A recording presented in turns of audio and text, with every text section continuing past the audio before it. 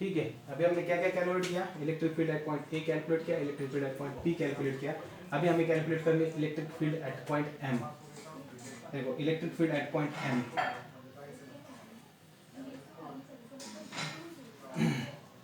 Eight point m, देखो at point M क्या होगा, this is positive charge, this is negative charge. At point M due to this positive charge field कैसे होगी, ऐसे होगी, away away from this positive charge. और ये negative charge है तो इसकी वजह से फील्ड कैसे होगी, ऐसे होगी, that is towards the charge. This is the electric field at point M due to C, this is the electric field at M due to B, right. यहाँ पे फील्ड कैसे होगी, यहाँ पे ऐसे होगी, ठीक है। देखो एट पॉइंट एम बी की वजह से फील्ड कैसे होगी, अवे होगी, सी की वजह से फील्ड कैसे होगी, टूवर्ड्स द सी होगी। अभी यहाँ पे ऑब्वियसली हमें क्या करना पड़ेगा, यहाँ पे भी इसका रिजल्टेंट लेना पड़ेगा जो भी ऐसा बीच में आएगा, तो इसे हमें रिजल्टेंट का फॉर्मूला अप्लाई करना पड़ेगा। तो पहले हम देखते हैं that is electric field at point M due to this b क्या होगी, दैट इज के क्यू अपॉन ये जो डिस्टेंस है r B m, that is r B m का स्क्वायर। अगर आप देखोगे that is r B m और ये जो होगा आर सी एम सेम ही होगा। Similarly electric field at point M due to c क्या होगी, k Q upon r C M square, दोनों सेम ही है, right. As R B M is equals to R C M is equals to R, therefore E M B is equals to E M C is equals to, इसको क्या लेंगे हम, ठीक है कुछ लेने की जरूरत नहीं, is equals to K Q upon R square, that is के क्यू अपॉन आर की वैल्यू क्या है 0.1 स्क्वायर, राइट। 0.1 ही वैल्यू उसकी, राइट। नाउ यहाँ पे इसका रिजल्ट हमें कैसे कैलकुलेट करना पड़ेगा, that is by using the vector law, that is a parallelogram law, जो कि हमने ऑलरेडी भी ऐसा एक एग्जांपल देखा है, राइट। देयरफॉर यहाँ पे क्या होगा, that is total electric field at point M क्या होगी, दैट इज इसकी वजह से लेट से इसको नाम देता हूँ मैं E1, इसको नाम देता हूँ E2, E1 square plus E2 square plus 2E1 E2 cos theta, theta is the angle between the E1 and E2, दोनों के बीच का एंगल क्या होगा, अगर ये 60 डिग्री एंगल है तो ये ऑब्वियसली 120 डिग्री होना चाहिए। अभी 120 डिग्री के लिए क्या होगा मैंने बताया था, राइट। 120 डिग्री के लिए क्या होगा यहाँ पे cos 120, cos 120 मतलब sin 90 प्लस 30, राइट। बस उसको साइन कैसे आएगी, निगेटिव आएगी, राइट। तो यहाँ पे क्या आया था हमारा लास्ट टाइम, क्या आया था, that is E1 square plus E2 square minus 2 into E1 E2 into minus 1/2, right. तो ये सॉरी यहाँ पे प्लस आया था,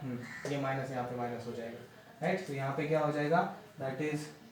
E1 square plus E2 square minus 2 E1 square, since यहाँ पे क्या हो जाएगा, since E1 is equals to E2,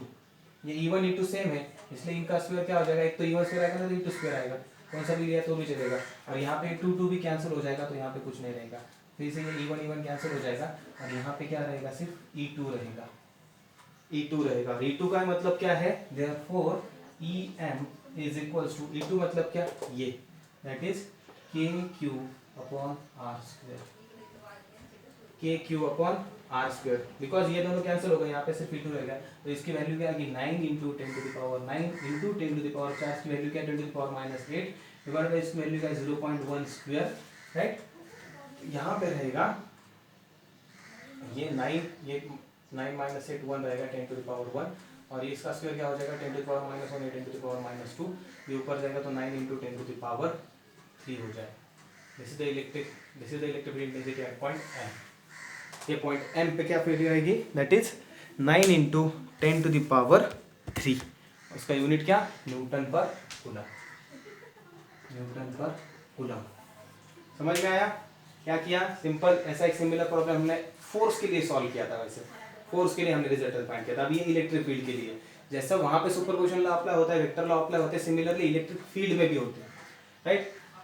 ये एम का हो गया, अभी रहा सिर्फ बी का। अभी देखो electric field intensity at B, अभी देखो ये जो बी पॉइंट है ये चार्ज पे पॉइंट है, अभी देखो आर जो होती है इलेक्ट्रिक फील्ड, यहाँ पे एग्जैक्टली बी पे दोनों की वजह से होगी फील्ड, एक प्लस क्यू की वजह से होगी, एक माइनस क्यू की वजह से होगी, लेकिन प्लस क्यू ही एग्जैक्टली बी पे है, तो electric field at B due to plus Q क्या होगी, देखो जीरो होगी, बिकॉज उसका डिस्टेंस क्या होगा, मतलब वो इनफाइनाइट होगी, एक्चुअली सॉरी इनफाइनाइट होगी, राइट, बिकॉज उसका डिस्टेंस क्या होगा,